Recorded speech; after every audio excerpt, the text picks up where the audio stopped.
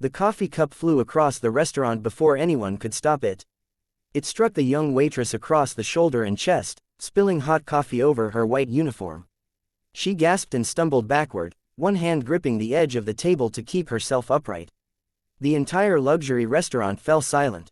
Then the billionaire CEO walked through the doors.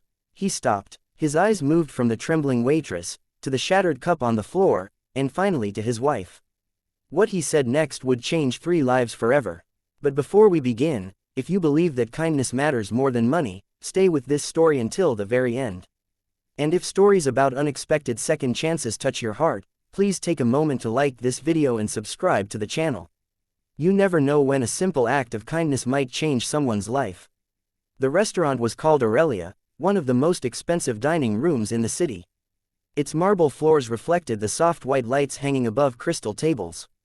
Business executives, celebrities, and wealthy families came there because privacy mattered almost as much as the food. At table 12 sat Victoria Hayes, the wife of billionaire CEO Adrian Hayes. Victoria was 38, elegant, confident, and accustomed to being noticed wherever she went.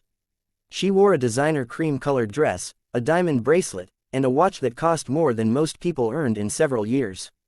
Across from her sat 2 friends who had spent the afternoon discussing fashion, vacations, and an upcoming charity gala. Victoria glanced at her phone. "Where is he?" she asked impatiently. Her friend smiled. "Adrian said he'd meet you here after his board meeting. He always says that." Victoria looked toward the entrance. Adrian Hayes was 39 years old and the founder of Hayes Global, a technology and investment company that had grown from a small office into an international empire. Newspapers called him one of the city's most successful young CEOs. But Adrian had never cared much about those headlines. He had grown up in a small apartment with his mother, who had worked 2 jobs to keep food on the table. He remembered eating simple dinners, wearing second-hand clothes, and watching his mother count coins at the kitchen table. That was why, despite his wealth, Adrian still believed a person's character mattered more than their bank account. Victoria didn't always understand that part of him. A young waitress approached their table. Her name was Emily Carter.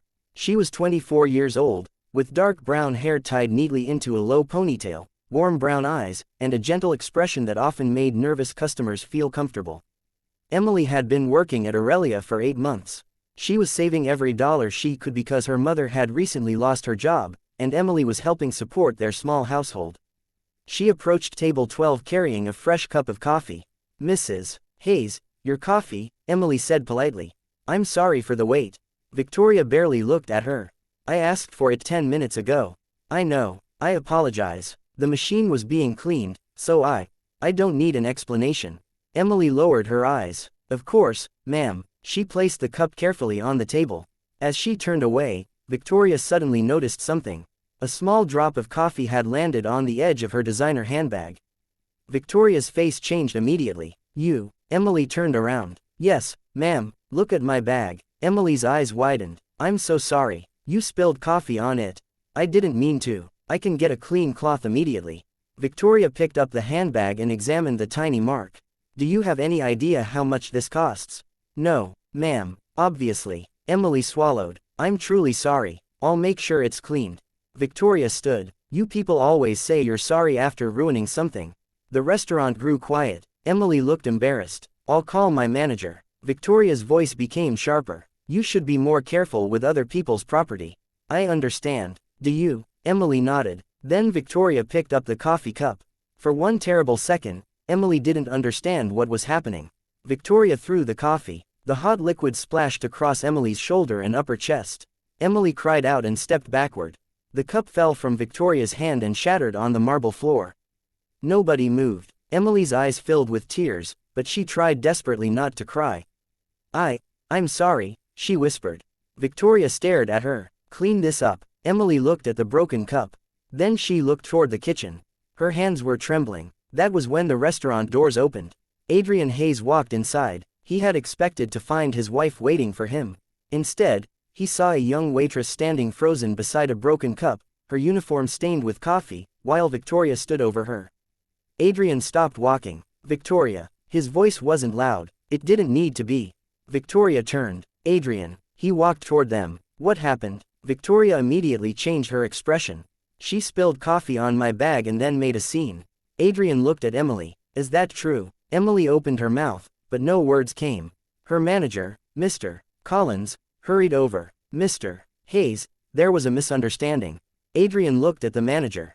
That's not what I asked. Mr. Collins hesitated. Adrian looked back at Emily. Did you spill coffee on her? Emily shook her head. No, sir. Then what happened? Emily looked at Victoria. Victoria's eyes warned her not to speak. Emily lowered her head. Mrs. Hayes threw the coffee. Silence filled the room. Adrian slowly turned toward his wife. Did you throw it? Victoria crossed her arms. It was an accident. Adrian's expression hardened. An accident? She was careless. That doesn't answer my question. Victoria looked away. Adrian took a breath. Did you throw the coffee? Victoria finally said, yes. A few people at nearby tables looked down at their plates. Adrian's face showed disappointment rather than anger. He walked toward Emily. I'm sorry. Emily looked confused. Sir, you didn't deserve that. Victoria stared at him. Adrian, you're embarrassing me. He turned toward her. No, you embarrassed yourself. Victoria's face went pale. You are taking the side of a waitress over your wife. I'm taking the side of someone who was treated unfairly. Victoria laughed bitterly. You don't even know her. That doesn't matter. He looked at Emily again. Are you hurt? I'm okay. That's not what I asked. Emily hesitated. My shoulder is burning a little. Adrian immediately asked the manager to bring a first aid kit and arrange medical attention if needed. Victoria rolled her eyes. You're making this much bigger than it is. Adrian looked at her. It became bigger when you decided someone's dignity was worth less than your handbag. Victoria said nothing. Emily quietly thanked Adrian. He nodded. Then something unexpected happened. Emily looked at Victoria and said, I forgive you. Victoria blinked. Adrian looked surprised. Emily continued softly. I don't want you to think I'm saying what happened was okay. It wasn't, but I know what it's like to have a terrible day and make a mistake you regret. Victoria stared at her. For the first time, she looked uncomfortable. Because Emily's forgiveness made her anger seem even uglier. Adrian helped Emily arrange a ride home. Before she left, Emily looked back. Thank you, Mr. Hayes. Adrian smiled. You don't have to thank me for doing what anyone should have done. Emily walked out. Victoria remained at the table. You made me look foolish, she said. Adrian shook his head. You did that yourself. Are you seriously going to lecture me because of a waitress? No. He picked up his coat. I'm going to ask myself why the woman I married thought it was acceptable to humiliate someone simply because she believed she was more important.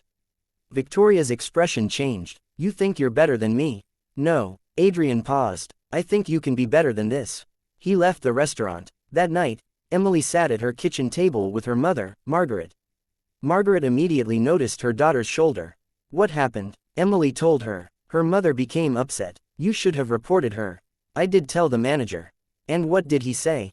He apologized. Margaret sighed. Emily reached across the table and held her mother's hand. Mom, I need this job. You shouldn't have to accept humiliation to keep a job. I know. Emily looked down. But we need the money. Margaret squeezed her hand. One day, Emily, you'll work somewhere nobody can make you feel small.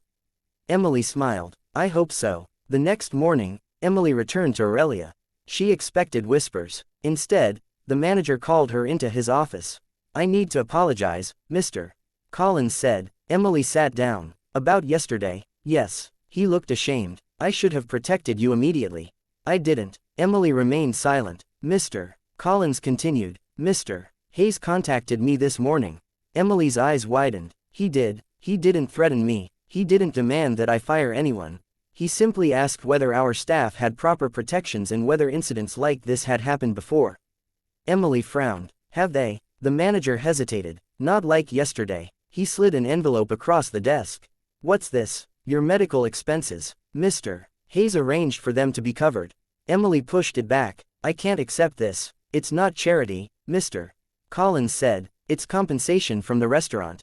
Emily looked at him. After a moment, she accepted. Meanwhile, Adrian sat in his office staring at a report. The report wasn't about Emily. It was about his wife. For years, Adrian had ignored small signs. Victoria had mocked waiters. She had dismissed assistants. She had complained about drivers. She had treated employees differently depending on their position. Adrian had always told himself she was simply stressed. But yesterday had forced him to see the truth. That afternoon, He returned home. Victoria was sitting in the living room. You came back. Of course. She looked at him. Are you still angry? I'm disappointed. What's the difference? Anger fades. He sat across from her. Disappointment changes how you see someone. Victoria looked away. I said I was sorry. Did you apologize to Emily? No. Why? Victoria didn't answer. Adrian stood. Then that's where you start. Victoria laughed. You expect me to go find a waitress and apologize? I expect you to go find a person you humiliated and apologize. She stared at him. For several minutes, neither spoke. Finally, Victoria asked, what if she doesn't forgive me? Adrian answered quietly. Then you accept that. The next day, Victoria went to Aurelia. Emily was carrying a tray when she saw her.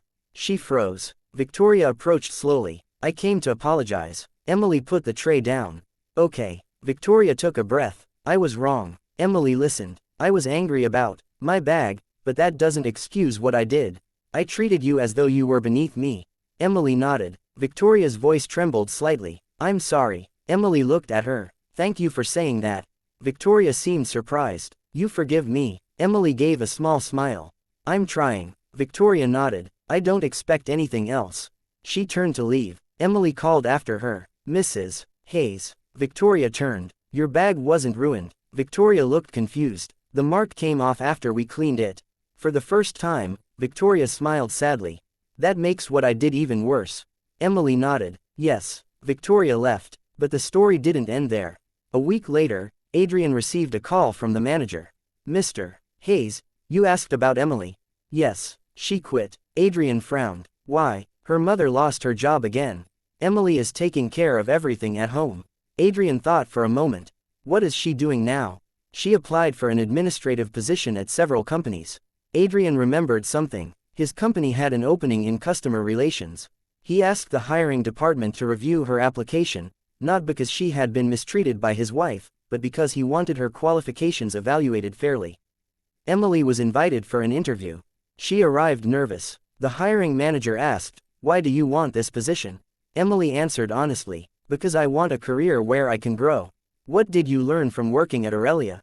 Emily smiled. That every person deserves respect, regardless of what they're wearing, how much money they have, or what job they do. The manager wrote something down. And what is your greatest strength? Emily thought for a moment. I don't give up easily.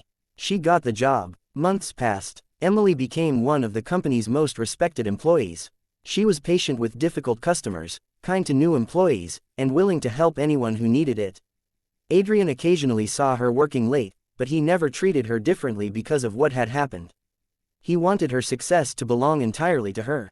Victoria also began changing. She volunteered at community events. She started learning the names of restaurant staff. She stopped measuring people by their clothes, cars, and titles. One evening, Adrian and Victoria attended a charity dinner. Emily was there too, representing the company. Victoria walked over. Emily. Emily smiled. Mrs. Hayes. Victoria. Emily nodded. Victoria. They both laughed. It was a small moment, but Adrian watched from across the room. He realized something. Money had built his company. But moments like this were building something much more valuable. A year later, Emily received a promotion. Her mother was there when she came home with the news. Margaret hugged her daughter. You did it. Emily smiled through tears. We did it. Meanwhile, Victoria stood in front of a mirror that evening, preparing for another charity event. She looked at her reflection. For years, she had believed wealth made her important. Now she understood something different. Wealth could buy a beautiful handbag. It could buy a luxury apartment. It could buy expensive dinners. But it couldn't buy character. That had to be built choice by choice. And Adrian, he never forgot the young waitress who had stood trembling in a restaurant and still found the strength to forgive. Years later, Emily became the director of a foundation that helped hospitality workers receive education and career training. At the opening ceremony, Adrian was invited to speak.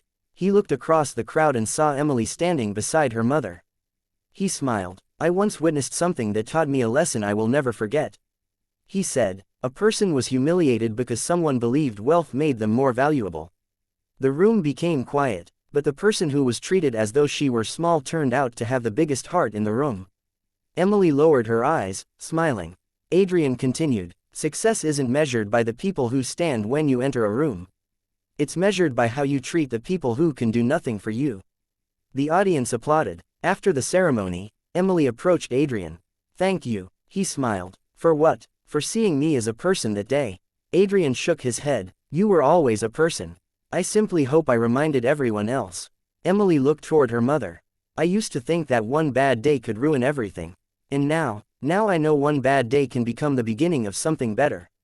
Adrian smiled. That's the truth. Emily looked around at the people attending the event. The coffee hurt, she said quietly. But what hurt more was being treated like I didn't matter. Adrian nodded. And what changed? Emily smiled. I learned that someone else's cruelty doesn't decide my worth. Those words stayed with everyone who heard them. Because sometimes the person standing in front of us has no expensive clothes, no powerful connections, and no impressive title. But they may carry a strength that money can never buy. The waitress who was once humiliated became a leader. The woman who once believed status made her superior learned humility. And the billionaire CEO learned that true leadership isn't about controlling people. It's about protecting dignity. So if this story touched your heart, remember this: never judge someone by their position, their clothing, their income, or the job they perform. The person serving your coffee may be supporting a family. The cleaner in your building may have dreams bigger than yours. The quiet employee may be fighting battles you know nothing about. A little kindness costs almost nothing. But to someone who desperately needs it, it can mean everything. And sometimes, the person you overlook today may become the person you admire tomorrow. If you believe everyone deserves respect, no matter where they come from, don't forget to like this story and subscribe to the channel for more emotional stories about kindness, courage, and second chances. Because you never know whose life you might change with one simple act of kindness.